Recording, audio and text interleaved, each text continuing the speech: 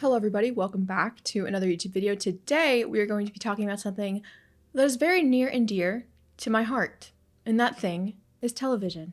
Some of you may not know this about me, but I am an avid TV watcher. Granted, most of the time I am rewatching my handful of comfort shows over and over again, probably due to some underlying anxiety issues, but that's neither here nor there. Sometimes though, I do throw on a new TV show, and 9 times out of 10, I am binge watching that TV show like crazy. Because one thing about me, I watch TV very, very fast. So today, in honor of it being a new year, even though we're almost already in the second month of the year, I wanted to make a video talking about my top 10 most anticipated TV shows of 2025. So without further ado, here are my top 10 most anticipated TV shows. I actually want to start with some honorable mentions before I get into my top 10. My first honorable mention is going to be Bridgerton season 4, and this is only an honorable mention right now because we don't have an actual official release date for it yet. We all kind of assumed that it would come out in 2026 because it normally takes Bridgerton 2 years to produce a new season, but a couple months ago, there were some rumors flying around that the season might actually come out in 2025. So we're kind of just in a limbo right now of waiting for them to give us an official release date. But I need you guys to understand this. If we did have an official release date for Bridgerton, and if we knew that Bridgerton season 4 was going to be coming out in 2025, season 4 would literally be number 2 on my list of most anticipated shows. If there's one thing I do not play about, it's Benedict Bridgerton. And if there's another thing I don't play about, it's Sophie Beck, okay? I love the show of Bridgerton as a whole, but ever since I first watched season 1, Benedict has been my favorite by a long shot. By miles and miles and miles ahead of every other character on that show for me. Read his book, loved his book. I like the story. I like Disney princesses, so his story being a sort of Cinderella vibe, obviously, it got to me. I can't even put into words how excited I am for Bridgerton season 4. I am going to be unhinged, and I'm going to have to tell my close friends to probably mute me because it's going to be bad. In a few weeks, though, Bridgerton is having like a Valentine's Day Q&A with the cast of season 4. So I'm hoping by Valentine's Day, we will have a release date for the season.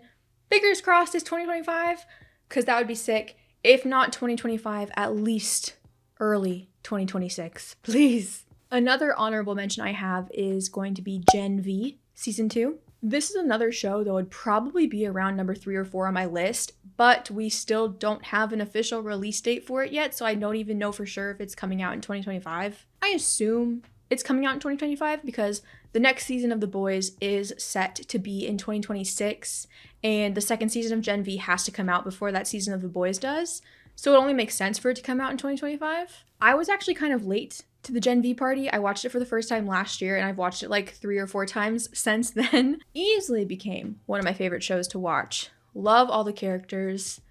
Kind of rekindled my love for The Boys because at the time, The Boys season 3, I feel like fell really flat personally. So watching Gen V got me very excited for The Boys season 4. And now I just really, really cannot wait to see Gen V season 2. My other honorable mentions that I wanted to shout out very quickly before we get into the top 10 are Love is Blind season 8 and Love Island USA. I love TV, but I especially love trash reality TV, and I'm absolutely not ashamed of it. I think in the troubling times of life, especially now, we need things like good, trashy reality TV. Love Island USA last year was literally some of the best reality TV that I have ever watched, and this is coming from somebody that's like a long-standing Bachelor, Bachelorette franchise watcher. Love Island USA last year cleared. Absolutely cleared. It was some of the best TV I've ever watched. And of course, Love is Blind is always a crazy time, so I'm looking forward to those 2 shows coming out this year. Now, the moment you have all been waiting for, moving into my top 10 most anticipated TV shows. Starting out with number 10, we have A Knight of the Seven Kingdoms, The Hedge Knight, which, hey, is way too long of a title for a TV show. I feel like I'm reading the song title of a Fall Out Boy song. But regardless, A Knight of the Seven Kingdoms is a new show in the Game of Thrones universe, if you will. taking place a century before the events of Game of Thrones. It's a story about a man named Sir Duncan the Tall and his squire, Egg. Now, I'm a pretty average Game of Thrones fan. I rewatch Game of Thrones maybe once every year or every 2 years. I also really love the 2 seasons that we have of House of the Dragon, and I wish I could put House of the Dragon Season 3 on this list of anticipated shows for 2025, but it takes them 2 years to come out with 8 episodes of a TV show. So there's that. And while I have no idea what this new show is going to be about, and of course I'm a little hesitant because it doesn't really seem like there's going to be any dragons in it, which is kind of the best part of any Game of Thrones TV show, I'll still be seated every Sunday to watch it probably. I like the Game of Thrones universe enough where I'm definitely willing to give it a shot. That's why it's at the bottom of my most anticipated list. Next, coming in at number 9, we have You, Season 5. Is the You series a little played out at this point? Yes. Did the show royally screw up by killing off Victoria Pedretti's character? Also yes. However, I've been tuned in for 4 seasons at this point, so I might as well tune in for the 5th one. And to be honest, I am very excited to see how the show finally ends. I do think that the earlier seasons of You were definitely like the peak of the show, but I think I have hope. I have hope, it's the final season. They should go out with a bang, right? I love Penn Badgley. I think he's a phenomenal actor. And with season 5 bringing the character of Joe Goldberg back to New York, I feel like the show has the opportunity to really return back to its roots of season 1 and season 2. And like I said, hopefully give us like a good banger of a final season. Moving on up to spot number 8, we have Invincible Season 3. Me and my boyfriend are actually in the process of watching Invincible Season 2 right now as I film this, because the way like the episodes got split up for Season 2 last year, where they had like a month or 2 in between episodes, me and my boyfriend just never got around to watching it. So we're catching up now in anticipation for season 3. And I genuinely forgot how much I love a lot of the characters in this show. Adam Eve specifically is like one of the more fascinating superhero characters in the past couple of years, in my opinion. And I think it had been so long between season 1 and season 2 coming out that I just forgot how much I loved her, because it took like 3 years for season 2 to come out, which is nuts. And obviously, I don't want to look up what season 3 is about to talk about it in this video because I haven't finished season 2 at the current time of me filming this. But what I've seen so far of season 2 has me excited to finish it, and I'm sure I will be very excited for season 3. Next, at spot number 7 on my list is going to be Squid Game Season 3. Season 2 of Squid Game just came out in 2024, which, by the way, another show that took 3 years to give us a second season.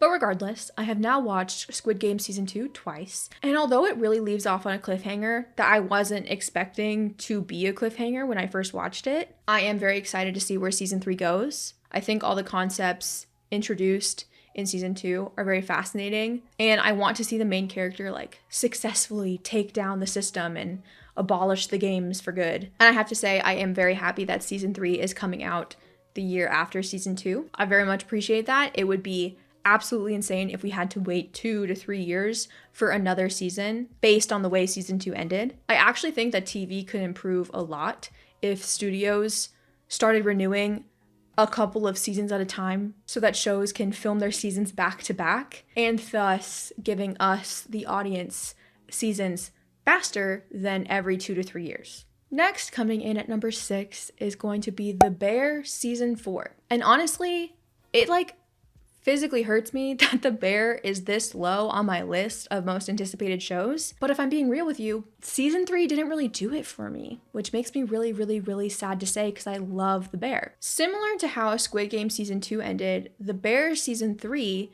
literally ended with "to be continued," like popping up on the screen, which I thought was crazy. But regardless of that, the actual content of season 3, I feel like just didn't really go anywhere for me. Especially when you're following a season like season 2 of The Bear, where you have episodes like Forks and Fishes and Honeydew. I just feel like you really have to be on your A game, and season 3 was not. I think the best episode of The Bear Season 3 was the episode called Napkins, which ironically enough is an entire flashback episode. So if that tells you anything about the state of the season, where the most memorable episode, at least in my opinion, was just a whole flashback episode, I don't really know what to tell you. However, all that being said, I am very much looking forward to The Bear season 4. I'm hoping it can kind of redeem itself. I'm hoping that To Be Continued is continued well and gives me answers. There are so many characters that I care so deeply for in The Bear. And like I said, there's so many unanswered questions from season 3 that I am definitely very much anticipating the next season of this show. And if it weren't for season 3 leaving me so deflated in a way, The Bear season 4 would definitely be much higher on my list of anticipated TV shows, but I guess that's just how the cards fall, isn't it? One thing I will give The Bear, though, is that they are one of the few TV shows besides like Abbott Elementary that does a really good job at getting seasons out relatively quick. So props to them for that. Moving into my top 5, coming in at number 5, we have Cobra Kai Season 6, Part 3. I got into Cobra Kai because of my boyfriend, and the show very quickly became one of my comfort shows in a way. I have been very lucky to meet a lot of the cast members from the show, including the iconic William Zabka and Ralph Macchio. Not to mention, last year, Chris and I got to go to the Season 6 premiere in LA, so that was crazy. And once again, Cobra Kai is just another show where I just have a soft spot for so many characters. And with this being the last 5 episodes of the show ever, I just know I'm gonna cry, okay? Johnny Lawrence is gonna become a girl dad, and I'm gonna sob my eyes out. Robbie or Miguel are gonna win the Saikai Taikai, and I'm gonna cry, no matter who it is. And I'll admit, originally when season 6 was coming out, I was very hesitant about them splitting it into 3 parts. I thought that was really weird. Like, Stranger Things season 4 split itself into 2 parts, and ever since then, every single show ever is like, hey, let's do the same thing and let's split it up into parts as well. And then Cobra Kai took it another step and was like, 2 parts? We're gonna split it into 3 parts. But I actually think that the 3-part split has actually worked pretty well. And I guess especially if it's your final season of a show, you know, you don't really want to end it too quickly. You want people to talk about it in like the gaps between parts. I think it's worked pretty decently, especially where Cobra Kai Season 6 Part 2 left off. I'm very excited to watch Part 3, see where all of our characters go, see where they end. And it's going to be so sad. So yeah, I'm very excited to see this show. I'm excited to see the show end, but I'm also very sad to see it end at the same time. Next, coming in at spot number 4 is The Last of Us Season 2. One thing about me, I'm gonna love an HBO show, okay? What can you do? I adored The Last of Us Season 1. I think Bella Ramsey is an incredible Ellie, regardless of what any haters say. If you've watched any of my other videos about any of the other TV shows I talk about, you guys know that physically looking like the original character isn't that much of a problem to me. So the fact that Bella Ramsey doesn't look like Ellie in the games doesn't super affect me. And speaking of the video games, I loved the video games. I played them with my boyfriend, and I really do want to replay the second game before the second season comes out. I'm not a huge gamer. I play some video games here and there, but I definitely think the Last of Us games are some of the best video games like ever. There are so many aspects of the second video game that I can't wait to see them adapt to TV. If you know the game at all, you know that there's going to be a scene with Pedro Pascal that is going to be a very hard watch in season 2. And I'm nervous. I'm nervous for it, okay? I'm super excited to see how the show plays out the parts with the character of Abby in season 2.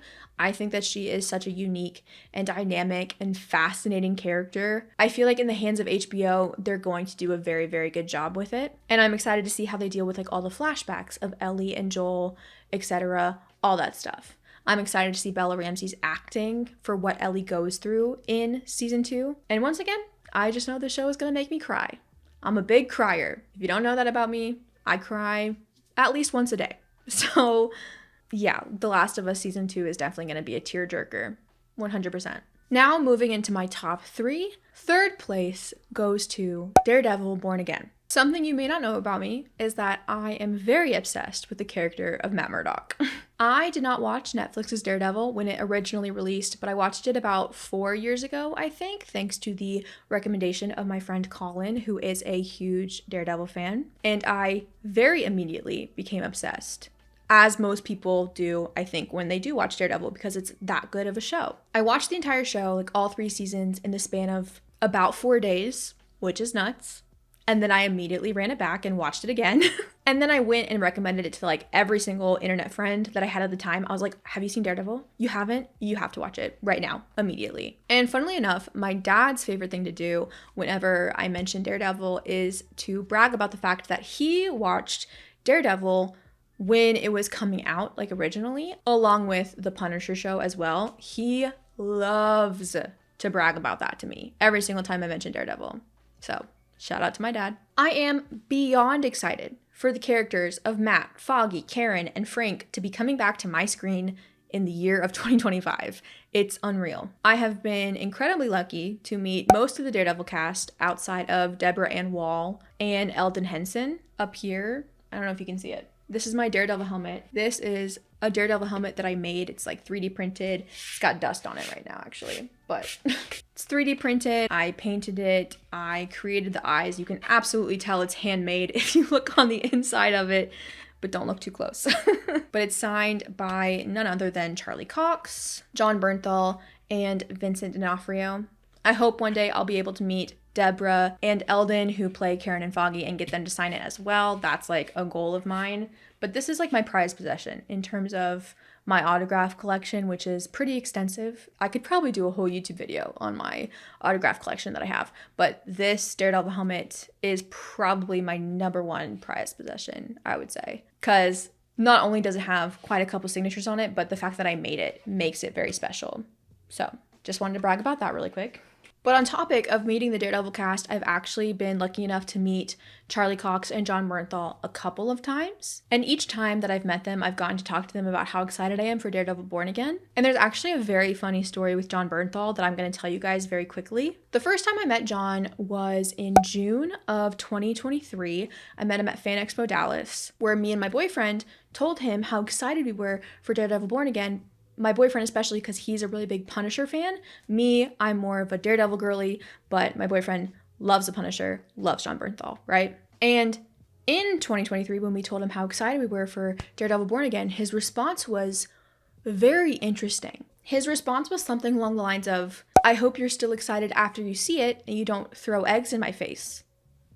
Which is not really a normal response, I don't think, but we didn't really think much of it at the time. And to give you a reference, at this point in time, they were maybe like 3 episodes into filming what was at the time an 18-episode season. And like I said, we didn't think anything of his response until September of 2023 when we got the news that the Daredevil Born Again show was going to go through a complete overhaul, a complete rewrite. Everything that they had done so far was getting scrapped, and they were bringing in a whole bunch of new writers, new directors, new everything to completely redo the entire show.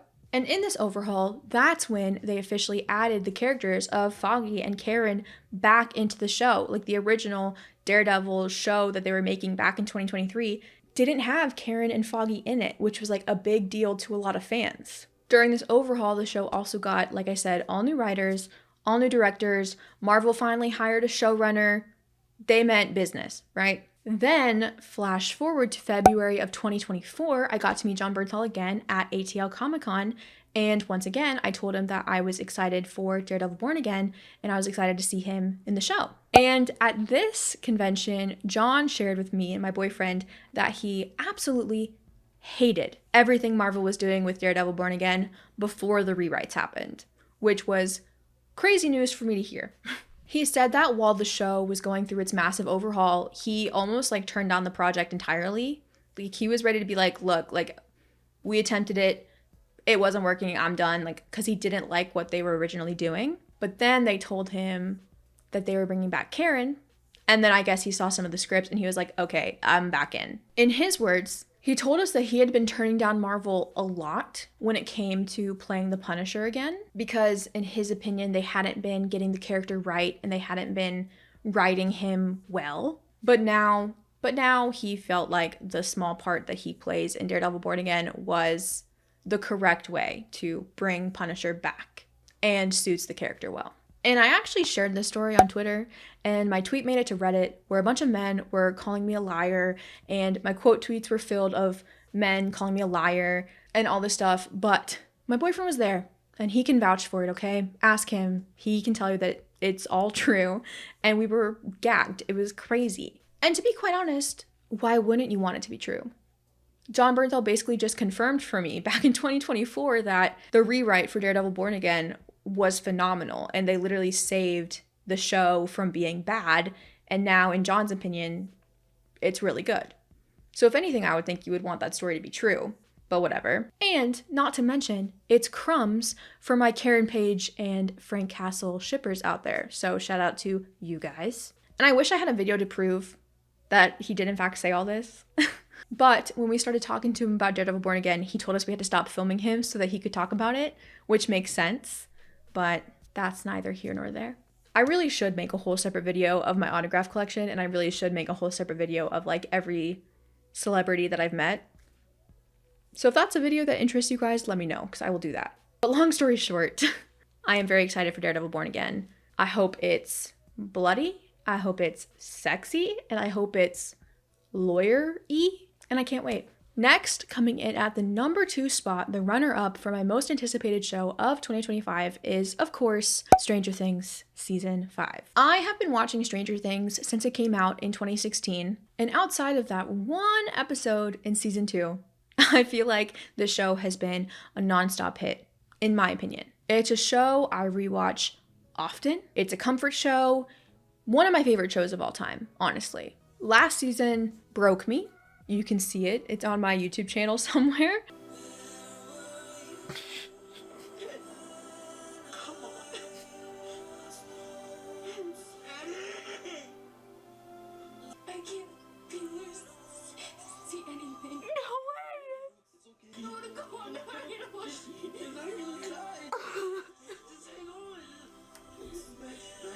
It was a very hard watch, considering that my 2 favorite characters in Stranger Things are Max and Eddie. So you can imagine I was having a very hard time. After season 4, volume 2 ended, I got texts from so many people I know expressing their condolences for me, telling me how sorry they were for me, because they basically killed my 2 favorite characters on the show. I know Max is alive, but like we don't know to what extent she's alive. They definitely did kill Eddie though. It was a lot. It was hard to go through. It was a hard time. I'm not gonna lie to you guys. But Stranger Things has been in my life for almost 10 years now, which is so crazy. I've seen these actors grow through the show, and I can't wait to see what the Duffer Brothers have cooked up for the final season. I feel like each season gets better and better, honestly. So I do have full faith in season 5 being phenomenal. And I'm absolutely crushed that the show is ending. I can't even wrap my head around the fact that after this year, we will have no more Stranger Things. That's crazy.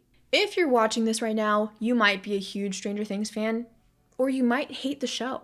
But regardless of how you feel about the show itself, I think it's safe to say that you really cannot deny the cultural impact that this show has had on pop culture over the past almost decade. Going all the way back to season 1, when you had everybody dressing up like 11 with the pink dress, the blonde wig, the Eggos, all of that iconography, all the way to season 4 with the Eddie phenomenon that happened. This show is incredibly influential. And regardless of how you feel about the show, you cannot deny the fact that it has insane influence on the general public. So of course it's so sad that it's ending. Is it time for the show to end?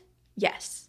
But 2 things can be true at once. You can acknowledge that, yeah, it probably is time for the show to end, but it's going to be so sad when it's over. And once again, I have been so lucky to meet a handful of the Stranger Things cast, and of the ones that I've met, they are all so incredibly nice. And of course, like most shows on this list, I know season 5 is going to make me sob uncontrollably, especially if they kill people. Oh my god, I'm going to cry. All I'm hoping for is a happy endgame for Lumax and Jopper, specifically Lumax. Lucas and Max are 2 of my favorite characters in the entire show. So fingers crossed, they survive. I think Stranger Things gets a lot of flack for taking too long between seasons. But as we've established earlier in this top 10 list, there are other shows that are taking just as long, if not longer, between seasons. But no one ever complains about them. Stranger Things is the only show that I ever see really getting this complaint, which is crazy. Like, they are not the only culprit. Wednesday season 2, a show that did not make the cut for this list, I'm so sorry. I'll still be tuned in, but it just didn't make my top 10, is taking just as long as Stranger Things to produce its next season. It's taking 2 years. But everyone wants to harp on Stranger Things taking too long, and no one's saying anything about Wednesday. Regardless, I'm excited for season 5. Like I said, it's probably time for the show to end, but I am very sad to see it go. And outside of 2 cast members, I hope nothing but happiness and prosperity in the acting careers for everybody in Stranger Things.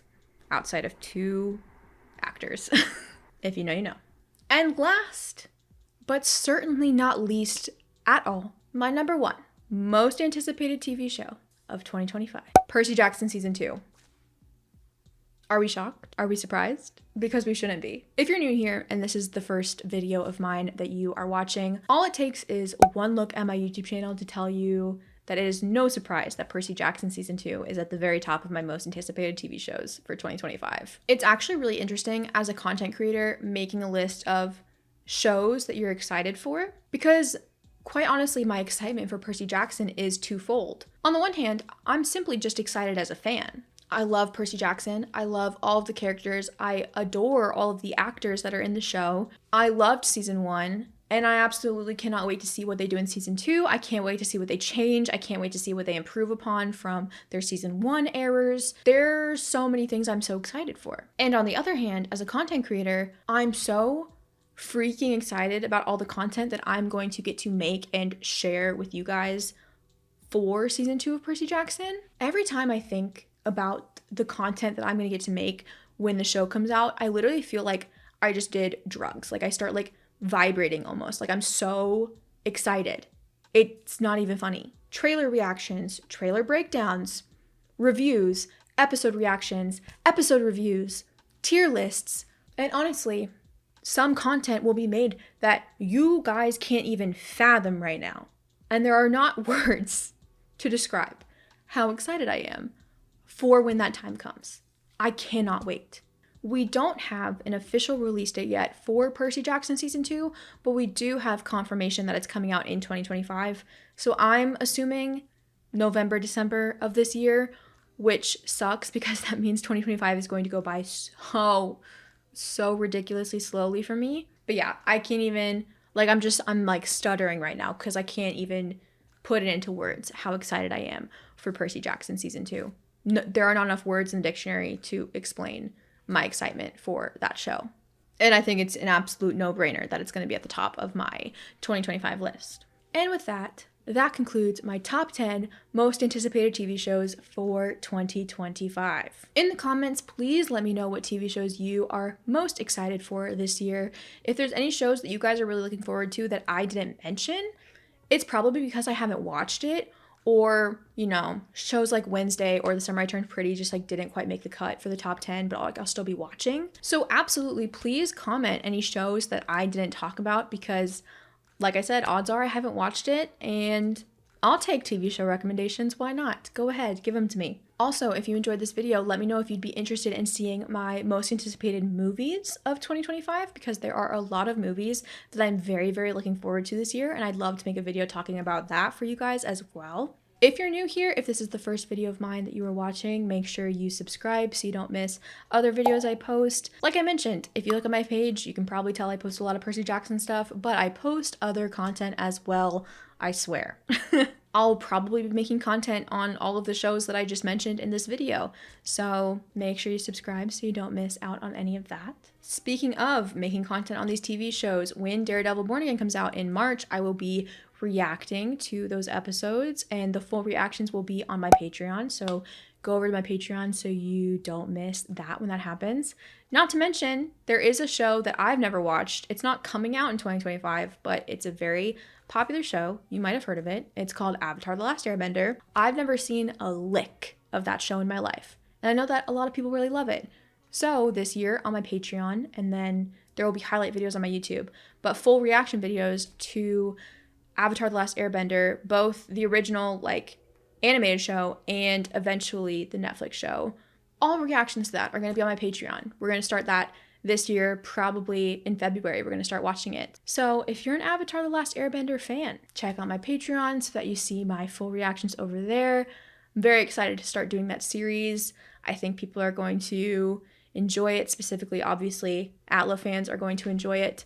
And I'm excited to watch it. One of my really good friends is a huge Atla fan, so he's excited that I'm going to watch the show. But yeah, that pretty much does it for this YouTube video. Thank you guys so much for watching, and I will see you all next time.